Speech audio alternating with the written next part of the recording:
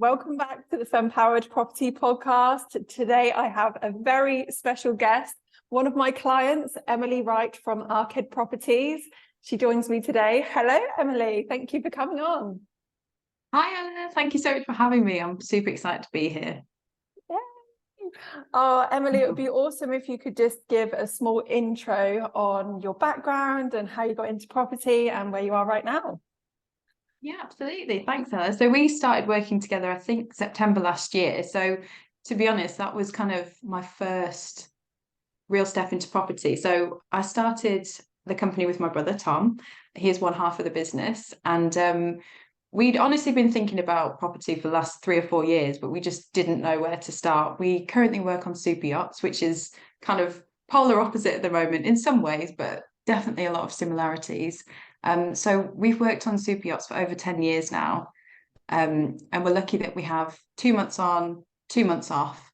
So in our downtime, we were kind of itching to get started with some property because, why not? Basically, we've just always watched Home Under the Hammer and things like that and just kind of always wanted to get started. But to be honest, we just had no idea. We went up to Middlesbrough. I remember one time we were like, oh, let's buy a house here. And it was just such a lot of money, isn't it? To put a deposit down for buy to let with, to be honest, not a lot of money coming back in. So we sat on it for a few years and just honestly didn't really do anything. And that's when I kind of came across your training and heard about people like Samuel Leeds and different types of training programs and started to hear about the rent-to-rent strategy. And I kind of thought, oh my God, maybe we could actually do this, like this makes so much more sense and seems a little bit more achievable than kind of going straight into buying something. So we sat down, didn't we? We did our 12-week program and helped narrow it down to how to start. And we picked the rent-to-rent model, and here we are now, launching our 3rd and 4th units now. Yeah, amazing. Oh, it's been such a journey, hasn't it? So what made you want to diversify into property in the first place? Because your background's in yachting, isn't it? So where did you feel like the passion come from to invest into property? So I think there's a few different things. I think we've been so lucky to travel and see so much of the world in yachting. So it's really opened our eyes to the travel aspect, and we have quite a lot of freedom within our jobs in the sense that when we're on the boat for 2 months, it's really, really busy, but then we have 2 months off. So effectively 6 months of the year is our time, which, not many people get. And it's been such a luxury. But to be honest, it's not something that we wanted to then give up. We didn't want to think, okay, well, if we do eventually want to quit yachting and kind of move home or move wherever we want to move, we want to have that freedom and that flexibility. That's what's so important. I didn't want to leave that behind, leave the travel aspect behind, and then have to kind of come home and get a job and work Monday to Friday and just have weekends off. Like that was just not something that appealed at all. So I think I could kind of see the opportunity with property to give us that freedom and that flexibility to be able to do the things that we enjoy, which is traveling and, spending time with friends and family and, just all the same things that I think most people really want. And I think that it's just a vehicle that we could see that we could use skills that we've learned. So I'm a chief stewardess / interior manager on yachts. So I look after the guests. I essentially host people. That's my job. And I get a lot of satisfaction from making people feel welcome and giving them an experience of a lifetime. And I really, really love that aspect of my job. So actually, the kind of serviced accommodation part of property really ticks that box for me as well, because I love getting the feedback. I'm very much like a feedback type of person. I love someone saying like, oh, we had an amazing time. Like, thank you so much. And like learning from yachting to go above and beyond, for guests who stayed recently, they've had birthdays and we've, done balloons and champagne for them and they've loved it, So I think it's just actually makes quite a lot of sense to put those two things together, having service accommodation and yachting in property. It just kind of made sense. And we're hoping that we'll get to that point where we have that freedom in the future, semi-passively to be able to kind of live that dream, really. Yeah, amazing. Because there is quite a lot of similarities there. Now you put it that way, isn't it? Because if you're technically working 6 months of the year, that is quite a lot of freedom when you're not on the boat. And I'm sure it's very full on when you are there, but when you come home, it's that 2 months off to switch off a little bit. But so You haven't actually been doing that though the last few months, have you? Because you've been coming home from work and then jumping straight into the property stuff. So how have you managed to juggle between yourself and Tom? Like, where have you delegated certain roles and stuff like that? And how have you managed to juggle it around your job? Because when you're on the boat, like, I'm assuming that it kind of all stops. Yeah. So do you have to tag team at that point and be like, over to you? Yeah, it's so busy. No, it's such a good point. I think just to backtrack as well slightly, you made a really good point about having this free time. I think COVID probably for everybody had quite an effect, didn't it? And I think prior to COVID, on the 2 months off, it'd just be like, oh, let's just go off to South Africa for a month, or let's go here for a month and just travel and enjoy. And, you know, our time was just taken up with lots of fun stuff, which was great. But I think once COVID kind of hit, we obviously all had to go through lockdown and travel restrictions. I think that really helped hone in actually, like, oh God, okay, well now I've got this 2 months. What am I going to do? I can't get on a plane and go somewhere, or, you know, drive off to see my friends for a weekend somewhere. And it really just, I think, helped focus, because I'm that type of person who I like to be busy and I like to be doing stuff. So I think I'd busy myself with traveling. Whereas now, once we were in lockdown, I had to find a project and something to put my time and effort into. So I think that's also what helped kind of kick off the transition, because honestly, I think if COVID hadn't have happened, I think we would have just probably just been coasting along, just, you know, carrying on. So that really helped push us. But in answer to your question about balancing it, I think it's just you know, over the years learned different skills of how to multitask. Obviously, as you said, when we're on the boat, it can be, to be honest, it's varied. It depends if guests are there, if guests aren't there, where we are, if we're crossing, what's happening. But we're actually really lucky at the moment where Tom and I are on complete opposite rotations, which kind of sucks because I don't see him at the moment, but it's great in the sense that I'm home now and he's busy at work. So I can kind of take the lion's share of the property stuff right now. But then the time will come where I go back to work in maybe 6 weeks or so, and I'll be kind of like pretty busy, I'd say. So I can kind of pass that over to my brother. But alongside Tom helping, we also have got a VA who has been invaluable.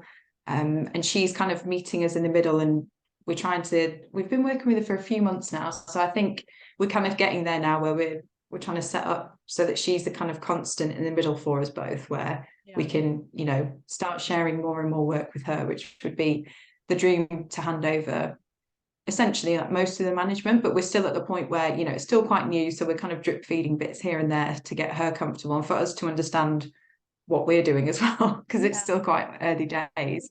And then I also have to admit, my mum's been such a big help. She's been helping in the background as well, and she helps kind of be a bit of a constant for Tom and I, where she's been involved in some bits. So if I've gone and left a job kind of half done, she kind of knows what's happening as well. So yeah, it's just been a bit of a family affair over here, getting everyone involved. Has, isn't it? Bless her. So she's been getting involved and, like, you know, setting up the units with you both as well. And I think it's really good that you are on those rotations where you can kind of step in and out, and there's that consistency there as well. But then also with your VA, like, she's managing the day-to-day stuff with the SAs now, isn't she? So she's checking in with the guests and making sure the processes are there. And just going back to your point about, like, actually delegating the work to her, because I think that is a process, isn't it? It's not something you can be like, here you go, hand it over, when you haven't done it that for that long yourself. So it's important that you learn those roles initially, so that when it comes to delegating to somebody else, you know what needs to be done, and you also know how you want it to be done and what your standards are, and those standards that need to be set. And all of that is really important in serviced accommodation. And I've seen your units, they're absolutely stunning. So, like, you really need to be keeping up with, like, making sure that they're looked after properly, which is so important with SAs. So with you and Tom then, do you have, like, specific strengths that you play to with each other? So is there stuff that Tom would get more involved with, or yourself would get more involved with? Yeah, I think so. And I think we're obviously still kind of identifying those bits as we go. It's something that is kind of, I've realised this week more so, that we definitely need a bit more structure in the business. But I think obviously just for now, it's still very much new. We're learning. So there's things that come up where I'm like, oh yeah, maybe actually Tom is better at that, or vice versa. But I think that initially something I've noticed is that, you know, Tom's got such good skills from working on a yacht, like physical skills. So, like, he's amazing at sanding, painting, decorating, handiwork, which, to be honest, I didn't even really know, to be honest. Like, that he was that good at that kind of stuff. So he's very, very practical and very able to just kind of get on with stuff like that. Whereas for someone like me, I find it really overfacing, like the thought of like painting a room. I'm like, oh God, like I've got to prep stuff. And like, I'm just not like a practical person in that sense.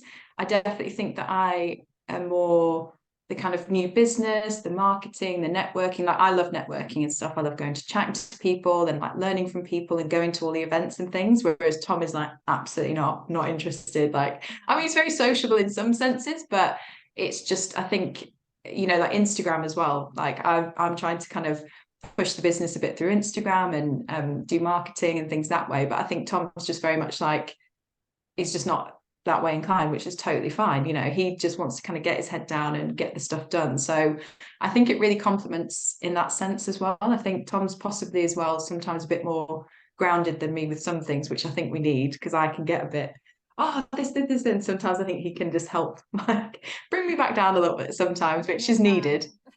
Yeah, exactly. So I think we're getting there and we're finding out our strengths. But I think it's like anything, isn't it? You've just kind of got to walk through the fire a little bit and you'll either be like, oh, I loved that. I really, really enjoyed that. Or, oh, no, that's not for me. You know, so we're still kind of going through those processes a little bit. So for me, anything design, I've been loving it, obviously that side of it and hosting the guests. So yeah, I think we're just kind of slowly figuring out our little grooves and how we fit and things like that. So yeah, it's been a process, but it's super enjoyable so far. But we're still working on it, I think, is the answer maybe. Yeah.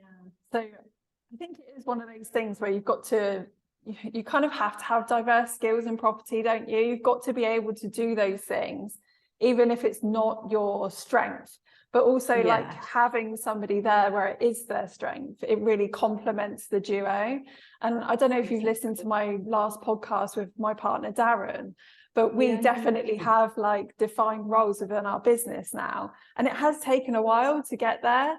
Because initially I was like, no, like I want to work on all of this stuff, you know, and I was kind of like, but actually it doesn't make sense, because if we've both got different skills, it doesn't make sense for us both to be doing the same thing. So I'm very like analytical, and he's very practical, and he's also a very good salesman because of his sales background. So it's like, actually we can grow so much quicker if we just join forces and push forward together in our niches, because that's what's going to drive everything forward essentially. Yeah. So let's just like talk about the initial kind of like you getting into property and everything.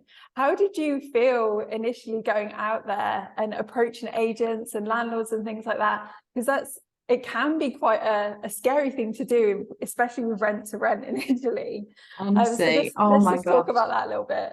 Yeah, for sure. So I mean, honestly, before I'd have started the training with you and stuff like that, I would have honestly said, oh, you know, I'm fairly confident, all these kind of things. Like I felt, you know, I'm 35 this year, like I've learned a lot about myself and I've done a lot of kind of self-improvement and like a lot of courses over the years and things like this. But honestly, starting with the property with rent to rent really kind of I really struggled, and it surprised me how much I struggled in the beginning. But I think the important thing is that even if it feels uncomfortable or it doesn't feel natural or any of these things, it's still that you're just doing it. So I was just every day feeling uncomfortable, being like, I mean, sometimes honestly, I had to actually like give myself an actual pep talk. I'm not joking. Like I'd have to just sit there in the car and I was like, right, okay, you've got to call this agent. And then the voice would start being like, oh no, just leave it, like go do what you need to do and come, like, you know what I mean? It's almost like a little sabotage in the back of your head, wasn't it? Just is always kind of there trying to talk you down from stuff. So I have to admit, I found it really difficult in the beginning. I can't lie. It's not something that came naturally to me.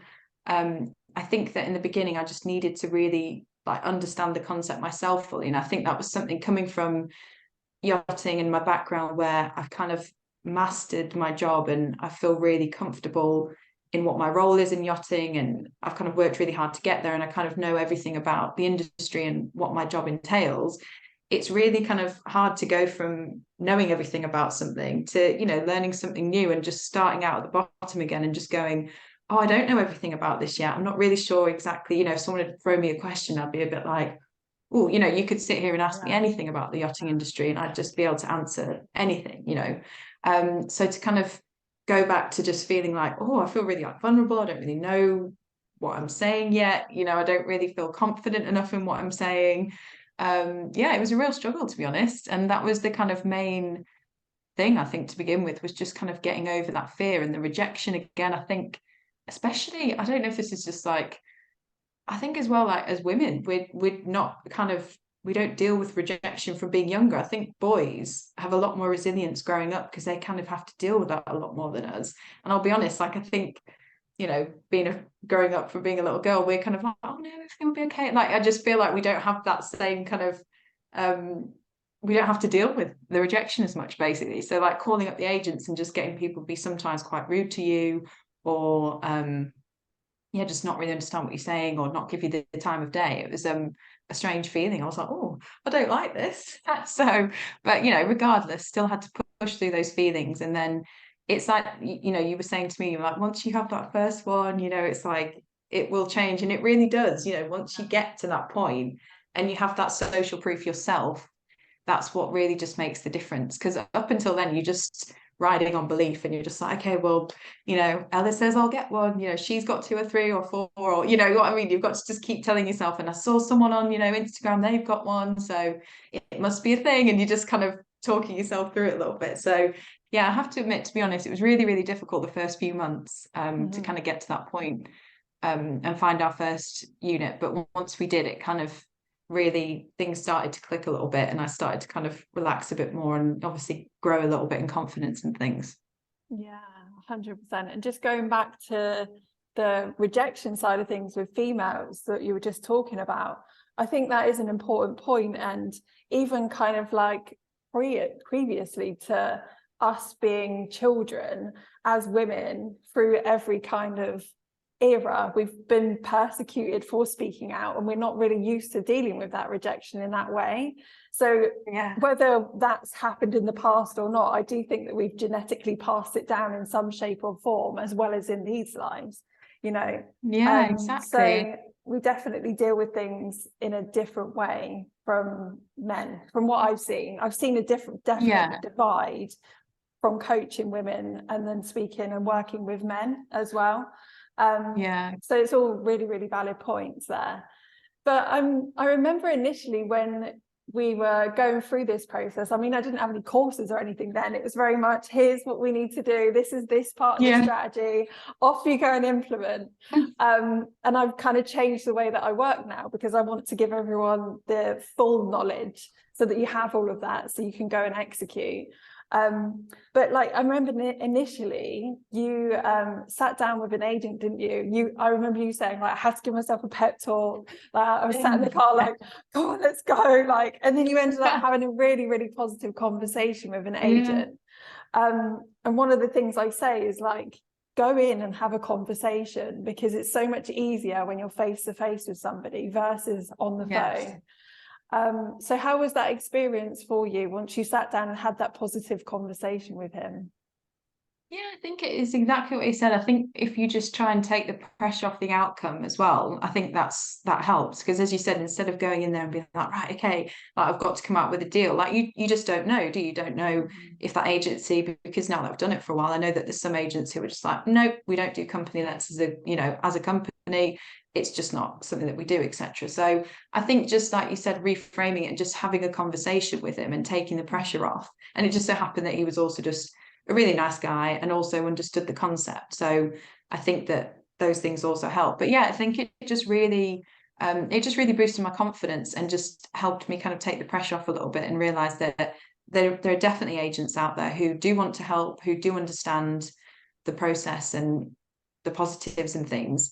And there are some who don't, and that's just kind of part of it, isn't it? So from the beginning, he was really helpful, and we've kind of had a couple of these through him. Some of them, they've not come through yet because, you know, maybe I think there's a problem with the freehold with one of them, for example. But he's still very much like an active contact now who, you know, we stay in communication with, and we've had quite a few viewings with him and things. So I feel very confident that at some point we'll find something through him. But I think part of it as well is just patience, isn't it? That's something else that I'm really trying to learn in property. I'm not a particularly patient person, and I think that it's really interesting when you see these people who scaled super fast and they're like, oh, 10 rents in 10 months, or, you know, 20 in 1 year or whatever, and you're like, I need to get that money. But I think all I would say is that I've learned that actually in the beginning it isn't a bad thing to just kind of really find your first one, get it perfect, get it set up, and then kind of start to scale from there as well. So I'm quite happy that, you know, we have him in the background. He's a great contact, and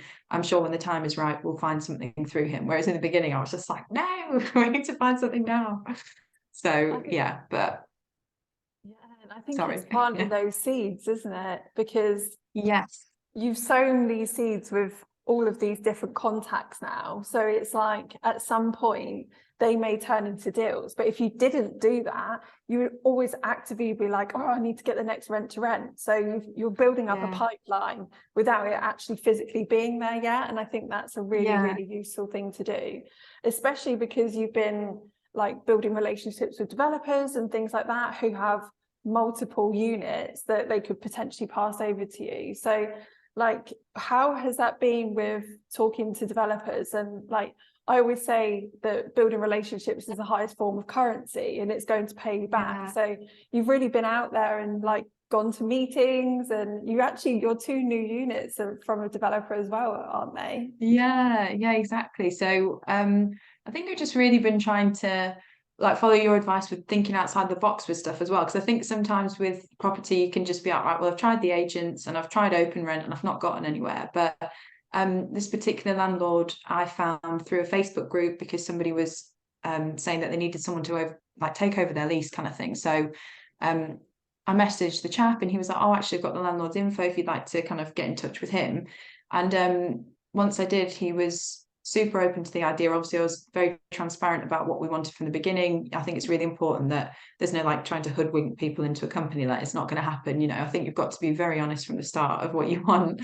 And he came back and straight away he was really open to the idea. He has 30 to 40 properties, so he understood the concept and the pros already, which to be honest, that's been my experience. As I've found that it's definitely easier to have conversations with someone who, you know, already kind of understands it. I'm not particularly salesy in the sense of I don't want to try and sell someone who doesn't understand it or isn't interested in it. I think that's not, there's people out there who are amazing at doing that. But for me, I'm just like, I'd rather just, you know, go for the low hanging fruit. The people who are like, brilliant.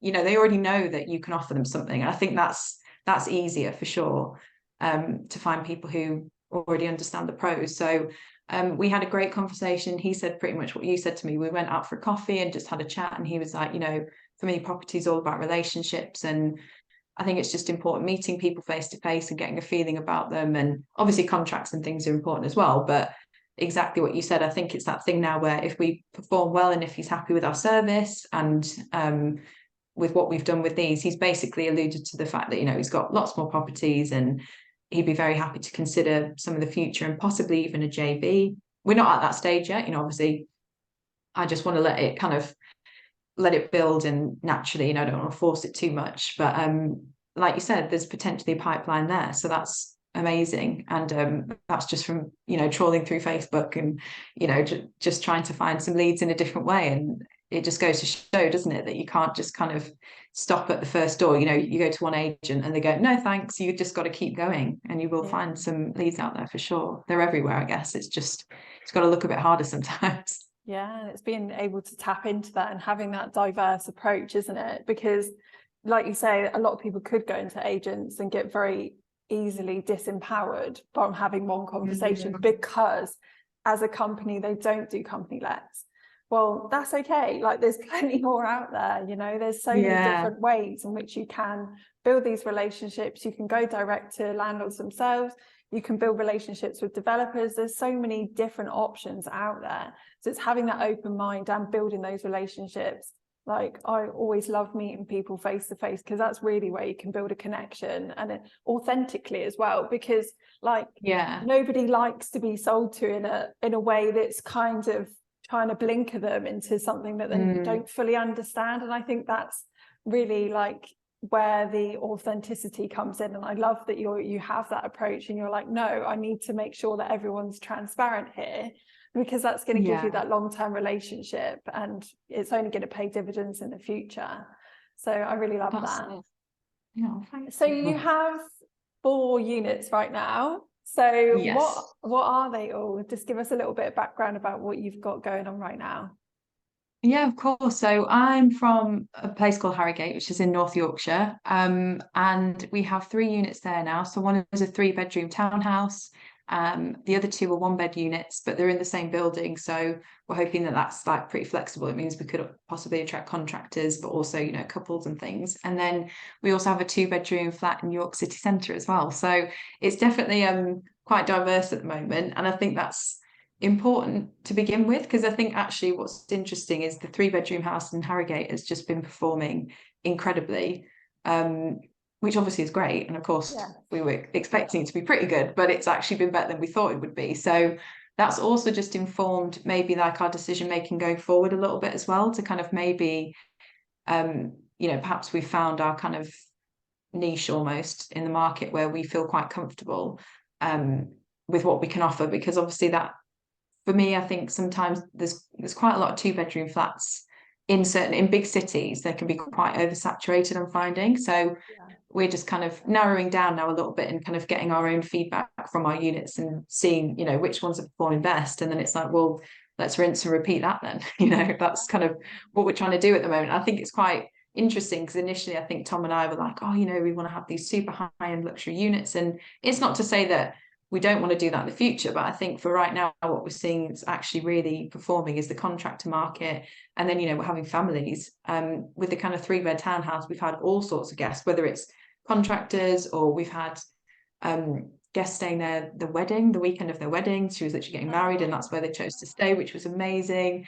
We've had 50th birthday parties. We've had people dropping the kids off at boarding school and staying there for the weekend. So, I mean, it's just like ticking all the boxes for so many different people. So I think that's what we're going to try and focus on kind of moving forward for now.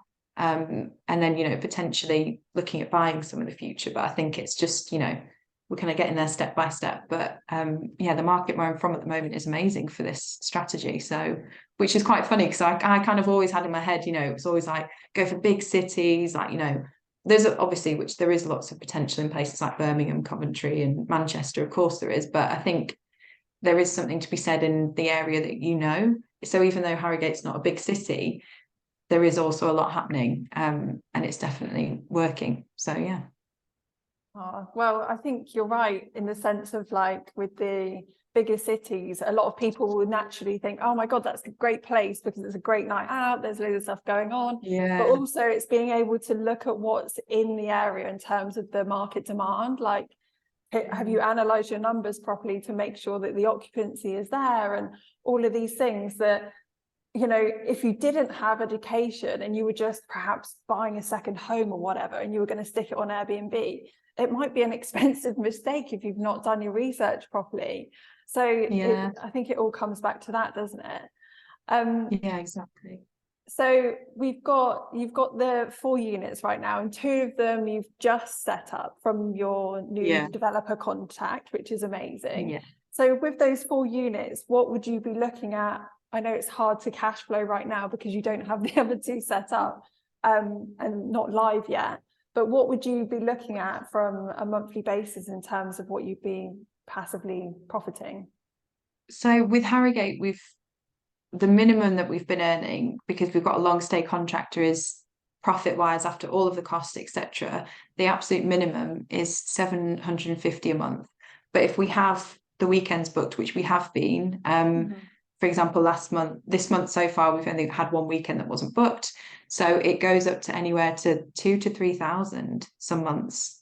So because of this long booking, we're not going to ever make anything less than 750 now, because that's like in the books, that's sorted, that's squared away. So we have that every month. Sorry, till the end of the year. Amazing. So you've got a booking all the way through to the end of the year. So that means so it's Monday to Friday. Yeah, exactly. So even if we had no weekend visitors, we'd still be earning 750 just from that 1 unit. But as I said, every weekend pretty much is booked out, which can average anywhere from then 2,000 a month upwards in profit, which is amazing. So which is just mind-blowing. And then we're projecting hopefully about 1,000 obviously for each of the units in Harrogate. And York's kind of varying at the moment because York's a slightly different market. York is more touristy, so we're anticipating these next kind of couple months will earn a lot more.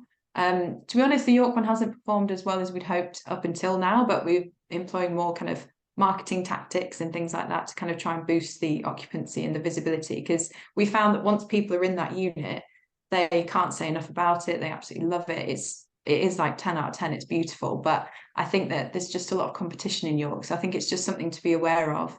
As you were just saying then about identifying your market, I think, you know, we were just like, oh my God, like we've always loved York. It's a beautiful city. But it's like you said, you've really got to understand who is your market and who's coming to stay. Is it just people on the weekend? Well, then you've got to kind of really take that into the account with your occupancy. You know, are you going to get people staying throughout the week, or is it just going to be people on the weekend? In which case you really need to balance your numbers to make sure that, you know, you're covering yourself basically. So whereas Harrogate, as we said, we've got both.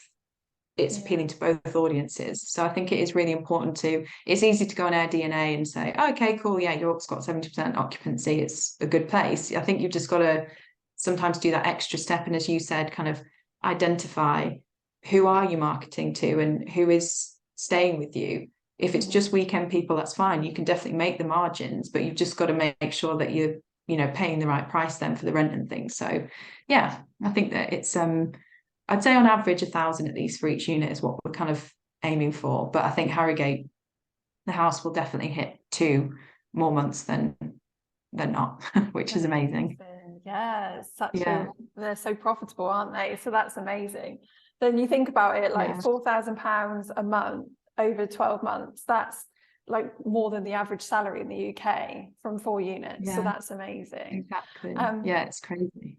Yeah, and I think with like what you just said about the bigger property in Harrogate versus the one in York, with having the bigger properties, you do have a bit more flexibility of who's going to be in there. And I think that really helps right now, because there are a lot of units out there and it's like, well, actually, how can we be different? What is my niche?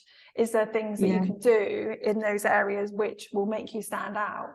And I think with the one in Harrogate, like the design is just absolutely amazing. I mean, I've stayed there myself, so I know how amazing it is. And yeah, you have got that contractor market that are happy to stay there, but you've also got that tourism as well.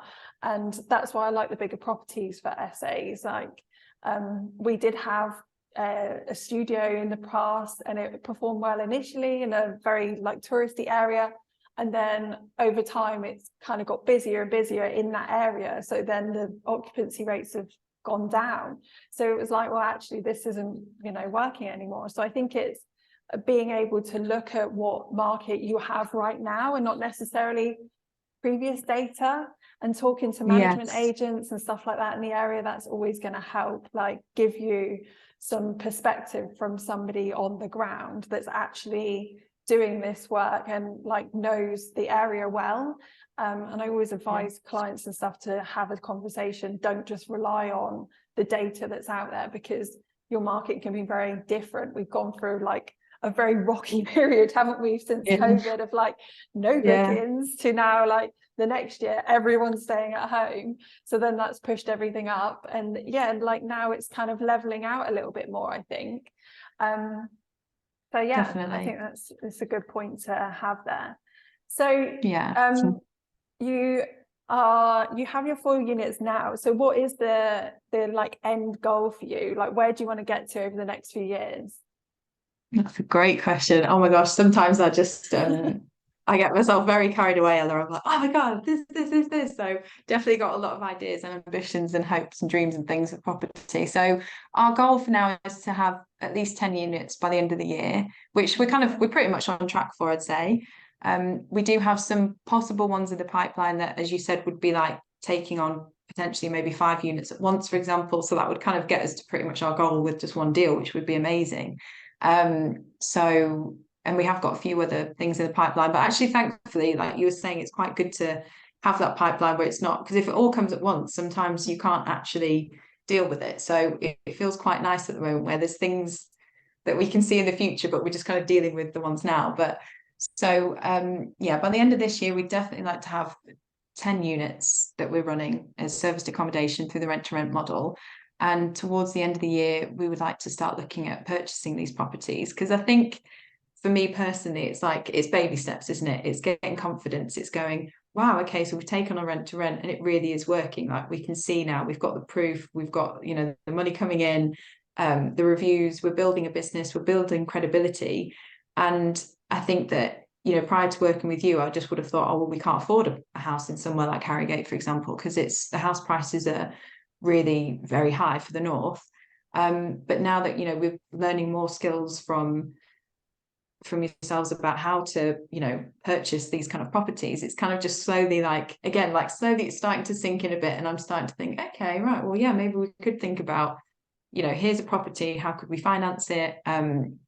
Starting to think about investors and things like that. So I think it's just kind of, for someone like me, I definitely want to just try and take it, not slowly necessarily, but because we're doing it, aren't we? But at the same time, just kind of build up to certain bits. For some people, they'd be comfortable just buying a house straight away and doing a flip or something. But I think for me, I definitely see it as like a long-term thing. We want to build a brand, we want to build a big company. You know, we're thinking about apartment hotels in the future, we're thinking about luxury holiday lets in the future that we own. So yeah, we really want to build it to be a brand where people want to come back and they want to stay with us. So we've got, you know, locations in different areas. So people, if they stay in Harrogate, maybe they're coming, you know, to a different place, we can offer them places to stay.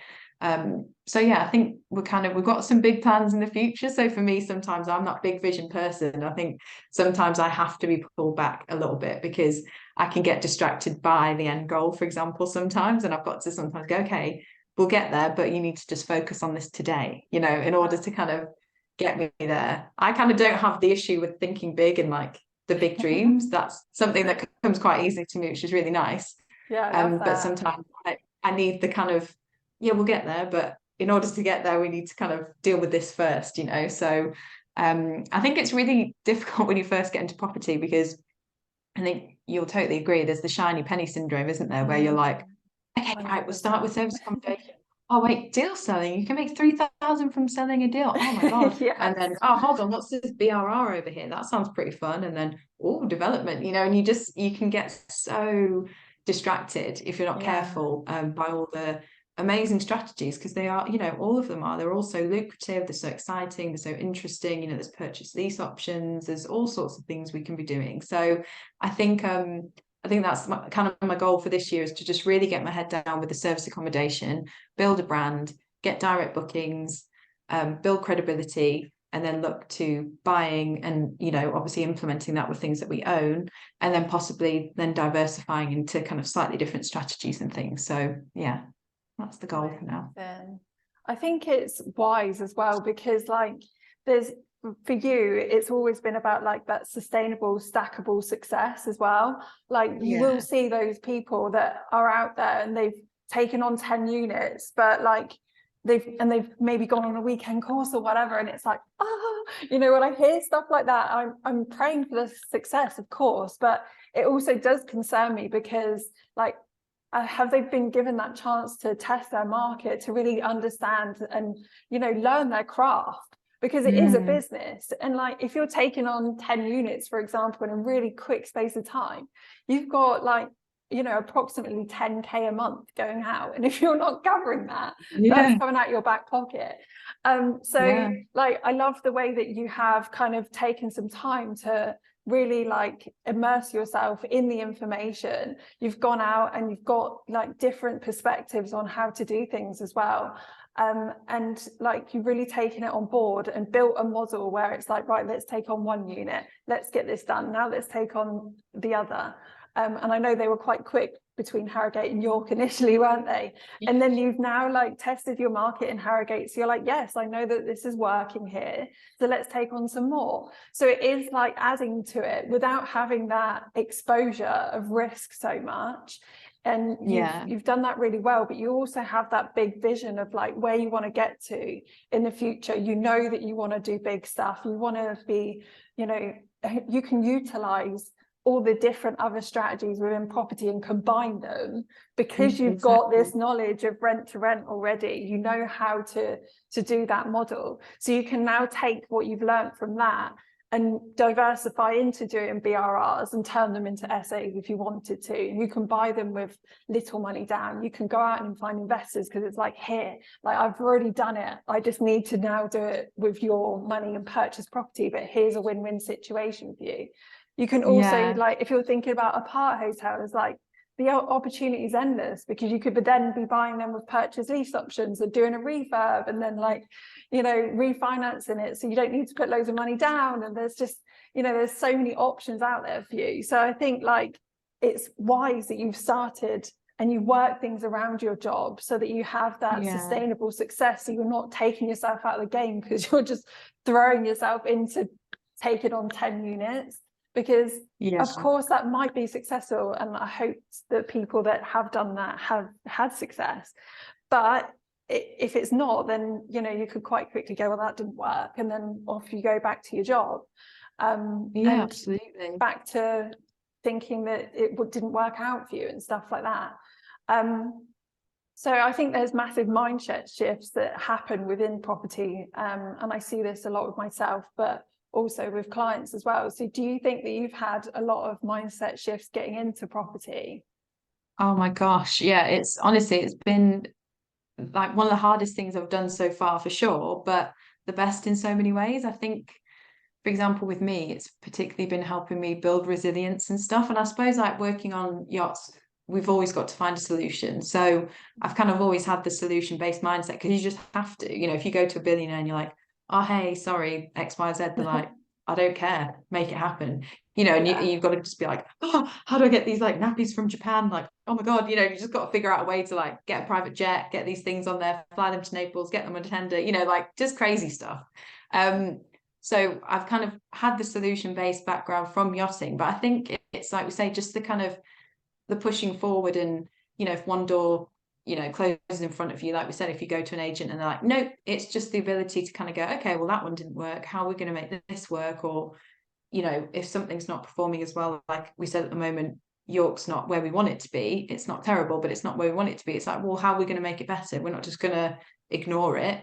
How are we going to market it better? What else are we going to put in the unit to make it more attractive to people? How can we get people in there? Are we going to run a competition? You know, it's just constantly trying to think outside the box and just do that kind of go that extra mile, that extra step for things, which has been really interesting, because there's lots of parts of property that have been really exciting and interesting and fun, and then there's definitely a lot of parts which are quite stressful and full on and intense, but I love it all, I suppose. I think the kind of what would be the word, like the results you get in the end, it's so satisfying, isn't it, once you kind of launch something, and once you do start to see the money's popping up on your phone, you're like, you know, you've just been paid £800 or something, and you're like, oh my God, like, it's such an amazing feeling. I think I'd love that for everybody, to just be able to experience how to kind of create money, not from nothing, but when you've worked in a salaried job your whole life, to suddenly understand and see money coming in from something that you've kind of created. It's just a feeling that you can't really explain. And I think it's so important that I feel like it'd be great if everybody could have that feeling, because then I think it then just starts opening up your brain to just, you know, how can I make more? What other avenues and income streams can we make then? Okay, so we've got SA, like, not right now, but, you know, maybe in the future, could we do, you know, some courses, or, you know, some PDFs for people to download, and that could be a passive income stream. You know, it just kind of starts to make you just so much more aware of how much money there is out there, and how you can access it and make it yourself, which is such a kind of empowering thing, isn't it? I mean, like we said, I've always worked on a salary. I've been lucky to earn very good money, and have good tips and things like this on yachts, but it's still a salary and there's still a ceiling. And that's what kind of has made me help maybe shift my mindset a bit, to think that this is kind of limitless, and I could hopefully replace my income, you know, soon. And the thing is, we don't want to jump too soon. You know, I think that, like you said, it's a really tricky one in property, because I feel like I'm having this argument with myself all the time, because I'm like, if I just go all in, I could replace my salary quicker, which is true. But then I think sometimes as well, it's like, but as you said, we have got a lot of money going out now. And if we get to 10 units, you know, we want to make sure that they're consistently performing before we, you know, just quit our jobs or something. You know, it's like, we won't be at that stage for a while now. And we want to, as you said, build it sustainably before we, you know, walk away and leave jobs or anything like that. You know, we're kind of committed to doing this, like you said, the right way, trying to kind of pace ourselves, get everything set up properly, and then, you know, when we feel ready, we would, you know, possibly think about walking away. But for now, it's very much trying to build it sustainably and not, you know, just go too crazy, because it would be tempting to think, well, you know, we're making like £4,000 a month, like, let's just quit it. But we're also in a good position where, with the jobs that we have, if we want to borrow money, we're in a very strong position for that. So we've also got to consider, if we want to start buying and using things like bridging, we're actually in a brilliant position to do that. So yeah, it's just trying to balance it all a little bit and think, okay, well, yeah, let's use our salaries that we're on now to buy our first property, for example, or buy 2 or 3 whilst we've got the money, you know. So yeah, I think it's sensible, isn't it? Because like you could easily think, well, yeah, I could get so much more down the line if I didn't have my job. But actually, it's all the other things to consider, isn't it? Because if you're happy, like in your job and you're getting paid, and you know, then your business doesn't become something that's a crutch that you're then like having to really like rely on and stuff. And it can be tempting to like try to do that initially, but also like you're open to doing more developments and stuff like that. And if you're happy with your situation, then it's like, do you know what, I can continue building my empire whilst also not having the pressure on where that money's coming from, but you're still earning it in the background. And I think that's a really lovely position to be in. So what do you think your high points of your journey has been so far? Oh, that's a really good question. I think, well, there's so many actually, but I think first of all, it's really been the people that I've met so far, like whether it's yourself, whether it's going to courses, you know, I've done like a few of the ones with Samuel Leeds. I find he's like such an inspiring person, and I love like his kind of no nonsense approach. I think I kind of need that sometimes, you know. So find him super inspiring. I've met people like Charlotte, the accidental female developer. She's also incredible. And it's just the value that I've got from meeting all these different people, whether it's just kind of encouragement or whether it's like something that I really didn't know anything about. For me, it's just been such a big learning experience. It's been such a whole new world, going from like luxury yachting to kind of the property industry. So far, I found that everybody I've kind of met, dealt with, spoken to, generally speaking, has been so supportive, so encouraging, so giving like of their time and things like that, and knowledge. And I think that's kind of been my favorite thing so far, just kind of whether it's on Instagram, people, you know, who I don't know who started following me have sent me such lovely messages, encouraging and things like that. It's really surprised me. I kind of, maybe I wasn't expecting it to be that kind of, so far I've been really lucky, and perhaps, you know, there's a different side to the industry, but for me, for now, that's kind of been my experience. It's just that it's been just such a welcoming, interesting, innovative industry to be part of, and I feel like I'm actually like doing it now, and it's like, oh, I'm part of this industry. It's such a cool feeling, you know. I'm a property investor. So it's I think that's been like one of my highs, honestly. Just the people that I've met, for sure, whether it's again like ladies on your course that I've connected with as well. And we've kind of built friendships. I've built some friendships with some other ladies at PIN meetings that I go to regularly. We're like friends now. So I think for sure that's been like the most important thing for me, that I kind of wanted to achieve as well. Leaving like yachting, such a sociable kind of job. You live on a yacht with 35 people. If you want to go for like watch a movie or go for a drink or a stroll, there's always someone there to hang out with. And I kind of like, moving back home, I want to make sure that I still have that kind of access to, you know, doing fun things. You know, I don't just want to move home and then not do anything. So that's definitely been the most important thing, I think, the people that I've met. But yeah, just also kind of the mindset shift and just kind of just learning and pushing myself. You know, I think it's so important. I don't ever want to kind of stop doing that. And I think that with something like property, you can just see that it is limitless and there's so much opportunity.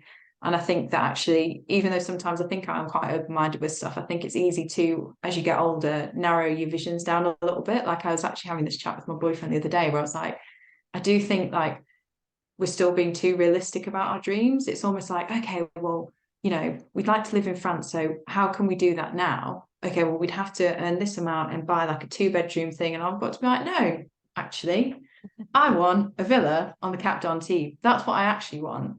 And I need to stop worrying and being too realistic about like, how am I going to afford that now? It's like, it doesn't matter right now. Like that's what I want. And that's what I want my goal to be. And, you know, instead of kind of almost trying to make it a bit smaller, like, oh yeah, I mean, I'd like that, but obviously I can't afford that. I could probably afford a 2-bedroom little flat. You know, there's nothing wrong with either, but it's just to kind of, I think properties helped me kind of go, stop being so realistic about it all and just make your dreams bigger and then just crack on. And then I really do feel like I know that I'll get there, and it doesn't have to be in 6 months. But it's like, you know what I'm saying? Instead of kind of having that kind of smaller dream, I'm like, let's make it bigger. Like, what do we actually want, you know? Instead of kind of trying to be too realistic about where we are now, it's like, I want to be able to, you know, travel business class and not worry about it. I want to be able to fly my friends and family over to our place in France, and people don't have to stress about money and you know, things like that. There's lots of things that I want, and I just need to start kind of focusing a bit more on that instead of the why can't I, you know. And I think that property's really helped me see that that's possible, because already within 6 months, you know, we're building an income. And it's, you know, if we times that by 6 years, you know, you've done this for what, 5-6 years, you and Darren, and it's like, look where you guys are now. But it's a long time, and it's a lot of work, and you've got to do the work to get there, which we're willing to do. So I think the point is, we've just got to try and make the dreams bigger, work hard, and we'll get there, you know. But I think sometimes people like 6 months in, it's not that long, is it really? You've got to keep going, and you've got to do the graft. No, but you've come so far in that short space of time around your jobs, you know, so that's definitely to be commended.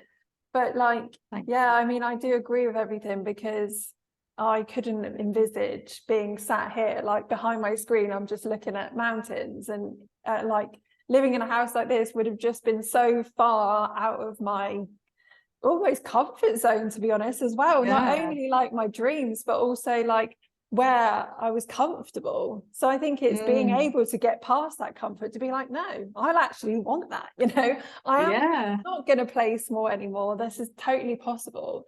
And the fact that you've done that over, you know, what you've done over 6 months, if you think about that times over a larger time period, like then you suddenly think, well, actually that's not unrealistic at all, is it?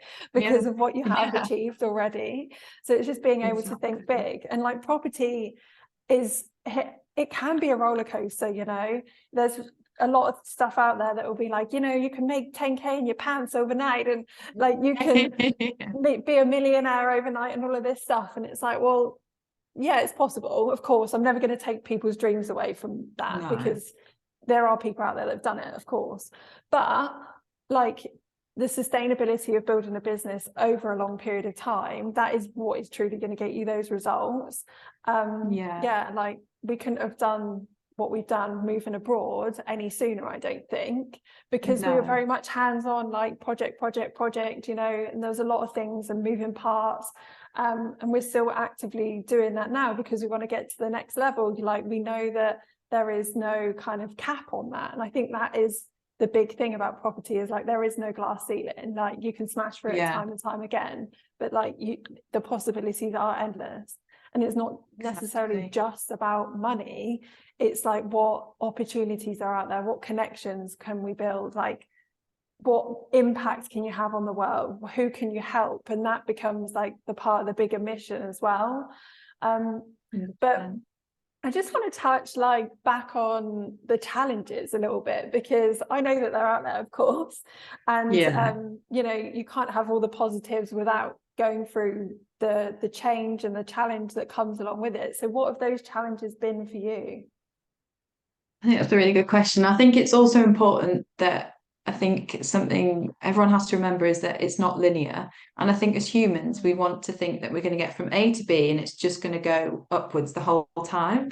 And it's really hard for your brain to deal with that, isn't it? It's like, no, it doesn't, it literally happen like that. And again, it comes back to the rejection thing, the failure thing, where we kind of sense that something's not gone the way we wanted it to, it's very easy for us to just kind of, you know, go, oh God, no, it's not working, like, you know, and just spiral into this kind of like, oh, it's, you know, terrible, and your just mind just starts playing tricks on you. So I think the first thing to remember is that things will go wrong, or they won't go the way that you want them to every time, but you've just got to accept it and move on. And I think that's such an important thing, isn't it? Like whenever you read any of these books by like billionaires or millionaires, it's like they use failure to, you know, get to the next level, don't they? And I think that that's just something that if you've kind of had a salaried job and you've kind of consistently grown in salaries and things, it's like you've just been on that train, haven't you? So I think it's trying to kind of take a bit of a leap of faith and understand that, yeah, things will go. You just have to kind of accept it as well. I think you just got to kind of say, things are going to go wrong and I'm just going to have to deal with it. I think that's also just helpful. Instead of maybe in the beginning, I think I almost just didn't want to accept or think that anything would go wrong. You know, it's kind of like, no, like this has to work and this has to happen in this exact way. And it just won't. So I think the sooner you kind of can surrender that a little bit and understand that things will go wrong, the easier it is to just move on then, you know, and not become fixated on something. So yeah, challenges wise, I think there's just been so many random little things that have gone. Like for example, we when we were sourcing the property in York, even something strange, we'd negotiated, everything went through, and then they were like, right, you need to pay 6 months up front, and we were like, sorry, what? You know, that hadn't been mentioned at all until that point. But in all fairness, the company was pretty much brand new, so you know, for them, they were like, well, we can't see any, you know, results or anything. You know, we can't see how you've done so far, so you need to pay 6 months up front. Now, that was a lot of money.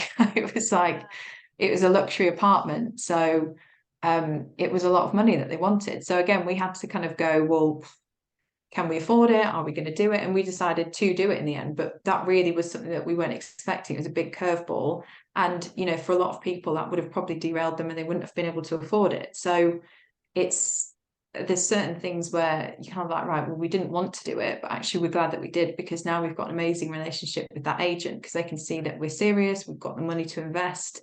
And it's almost like, even though it was like sourced through a sourcer, we've dealt with the estate agents and now we've built a relationship there. So he's kind of constantly sending us new things. We haven't found one that we want to kind of move on with yet, but you know, it's kind of, that's where we're saying it's like you get the positive and the negative, but you can turn a negative into a positive and say, okay, well, you know, we didn't want to have to put down X amount of money, but now that we have, it's actually paid off, and you know, now we're in a better position for it. So and just anything, you know, like you said, the first one that we did, it took honestly like a month. Like I honestly just thought it would take a couple of days and we'd be up and running, and that would be that. And I was like, oh my God, I just took so much longer than I thought. It's quite a big house, to be honest. There was like quite a bit of stuff to do. Yeah. And I was like, I was kind of by myself, and I was a bit like, I don't even know where to start. You know, I was like paralyzed with indecision, I think, you know. And again, but you've got to kind of give yourself a break and say, but that's normal. Like, you've never done this before. Sure, I had help, thankfully I had your support, and that was invaluable. But I mean, you still kind of, you just got to do it basically, haven't you? And you've just got to get it done. But initially it did seem super overwhelming, I'm not gonna lie. It seemed like, yeah, it just brought up a lot of kind of what's the word, like maybe triggers with things, you know. It made me start to realize, like, putting myself out there, suddenly that was something I'd never thought of. But then all of a sudden it was like, oh, what are people going to think? And it was this whole thing, and I was like, oh my God, I wasn't expecting any of this, you know. So it's definitely, it's a lot of fun, what can I say? It's definitely a lot in the beginning, I would say, the property thing. But it's great because then you just feel like every few weeks you're just smashing something down. It's like, you know, this problem pops up that you've not thought of within yourself, you know, and it's like, oh, I've got a fear of being judged, I didn't realize that. Okay, well, I'm just going to do it anyway, so bye. Or, you know, something else pops up where it's like, oh, what if this goes wrong? You just got to, like, I just feel like just constantly fielding all these like negative thoughts, you know, and you're just like, back off. But it's great, you just got to do it anyway. And I think that's just what I really would just say to everyone, is like, literally everybody who's been successful or is doing it feels these feelings, but the difference is they just do it, you know. And I think that's, for a long time I was that person who just sat on taking action because I was overthinking it, I was worried about the end result, and worried what people would think about me. All these silly thoughts that you realize that just don't make any sense in the end. And actually, ironically, the people who've been almost like the kindest and supportive have been people that I haven't seen in years from my hometown, who've taken the time to be like, oh my God, Em, like, this is amazing. And like, I would never have thought that they would have done that, but they have. Like, you know, I bumped into somebody the other night who I've not seen in like 10 years, and she gave this massive hug and was like, I'm so proud of you, this is so cool, like, it's amazing. And you just think, so why do we tell ourselves all this nonsense in our heads, you know? Because for the most part, people are happy for you and they are supportive. And at the end of the day, if they're not, well, it doesn't really matter, does it? So I think that's been a challenge as well, is just, you know, it's just getting past the noise in my own head, to be honest. That's probably been one of the biggest challenges, but to just keep doing it, you know, I think that's the solution. It's got to keep going.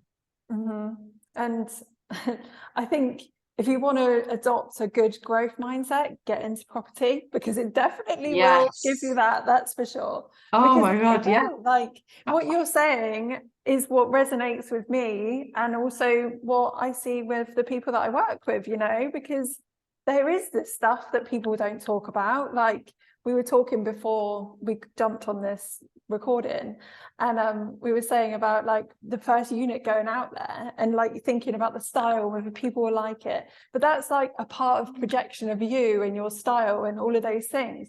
You like, your conscious brain just thinks, well, actually it's just putting a unit on Airbnb and booking.com, whatever. But actually, like the subconscious is like, you're going to be judged, you're going to be this, exactly. It's not going to be good enough. And it's getting past all of those things as well, isn't it? And it's not only like when you've actually done the thing, it's initially getting set up and like going out and having these conversations and relationships when you feel that you're not quite there yet. And it's almost like, I've certainly felt in the beginning that I was a bit of a fraud. Like, who am I to go around and say that I'm a property investor, you know? Because but I'd actually done it as well. I'd actually done it on my own personal house. And like sometimes I'll even catch myself thinking it now, and I'm like, oh my God, this is stuff I dealt with 5 years ago. But I'll be doing something new, and it's like new level, new devil, something new will come up, and it's like all of this old stuff comes back, and it's like, oh, like I've got to deal with this again, you know? But I think once you've done it time and time again in different forms and different shapes, it becomes so much easier to deal with.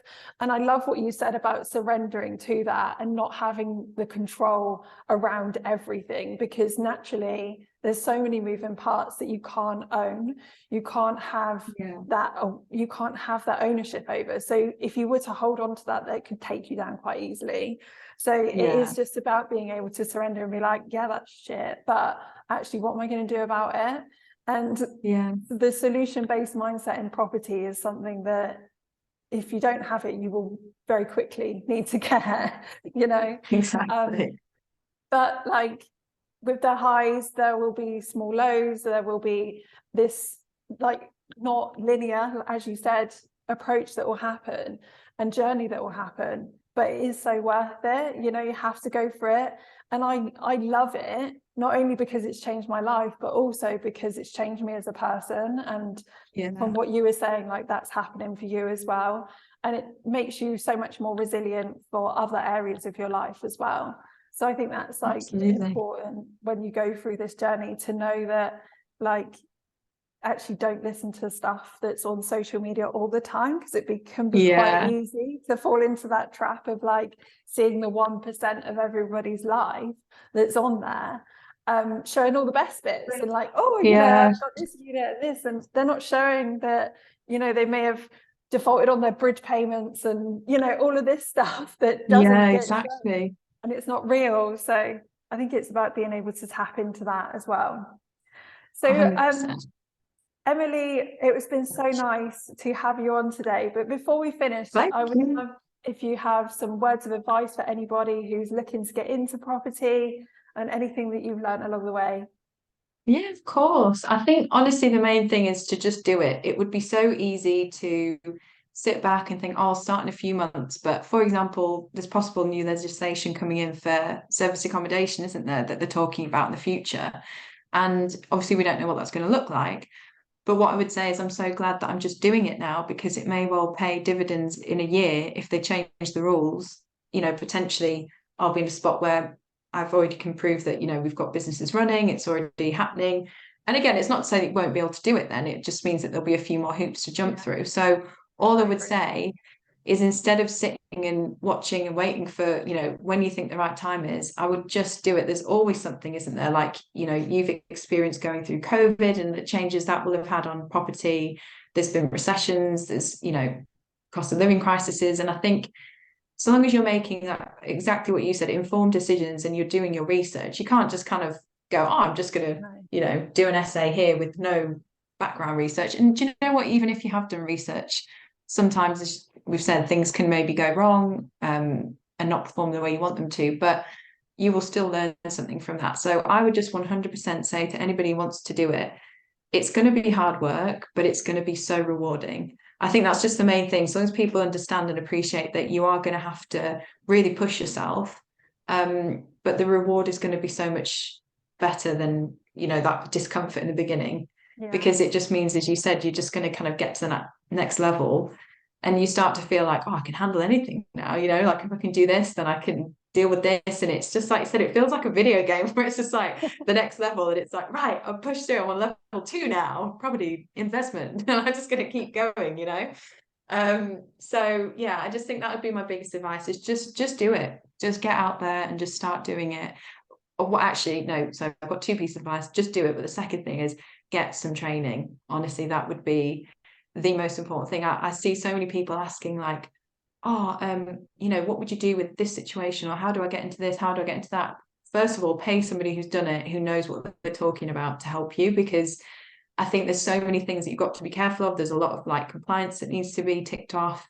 As you said, you're building, and if you're doing service accommodation, it's actually a complete business that you're building. You're not just kind of going, hey, can I put your thing on Airbnb? Cool, done. Like, no, you've got to think about tax, you've got to think about business accounts, you've got to think about bookkeeping. There's so much stuff that goes into it. So I think they're the 2 biggest pieces of advice, is get some education surrounding it, so that you know that you're doing everything properly and compliantly. And yeah, just get out there and just try it and just do it. I think they're the most important bits. 100%. I love the analogy about the levels. I feel like I'm in a Mario game now. Like, what level am I? Yeah, exactly.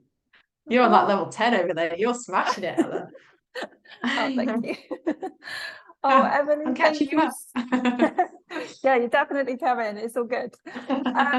Thank you so much for coming on the show today. I really, really appreciate that. And there was so much value in there for everybody. So where can people find you if they want to connect with you? Oh, thank you. Yeah, so we're on Instagram currently. Actually, possibly going to have a name change, but for now, we're on Instagram as Arked_properties. So that's probably the best place to find me. But maybe if the Instagram name changes, I can let you know. We can update the link or something. But that's definitely the best place to reach me. I'm always happy to, you know, respond to messages, or if, you know, if I can help. There's always happy to help people in any way that I can. So yeah, I've loved like connecting with people on Instagram. So for sure, that's the best place to find me. Well, I'll pop all your links in the show notes as well, so people can reach them there. Thank you so much, Emily. Thank you, Anna. Thanks. Bye-bye.